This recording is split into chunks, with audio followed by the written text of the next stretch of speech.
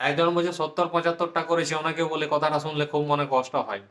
তো আমি যেই কমেন্টটা করেছি আমি তাকে বলছি যে আমাদের সময়ও কিছু, কিছু বাচাল ছিল, ছেলে, স্টুডেন্ট। তারা বলতো ১০০টার মধ্যে আমি ৮০টা করেছি।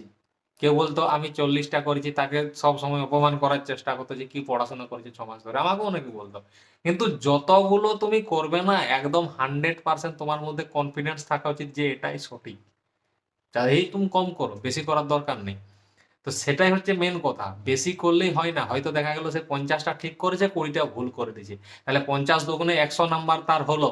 আর ২০টা ভুল করার জন্য তার ২০ নাম্বার মাইনাস হলো। ঠিক আছে? একটা মার্ক ২ নাম্বার, ১ নাম্বার করে মাইনাস হচ্ছে। মানে তার ১০০ থেকে ২ মাইনাস হয়ে ৮০ হয়ে গেল। লাভটা কি হলো তার? এইজন্য যটা করবে পরিষ্কার পরিচ্ছন্নভাবে জানাগুলোই করবে। ভুল করে কোনো লাভ নেই, কারণ নেগেটিভ আছে। তাই লোকের কথা শুনে লাভ নেই, নিজে বুঝে করে করবে। ঠিক আছে? আশা করি কথাটা বুঝতে পেরেছো। চ্যানেলটা সাবস্ক্রাইব করে যাবে।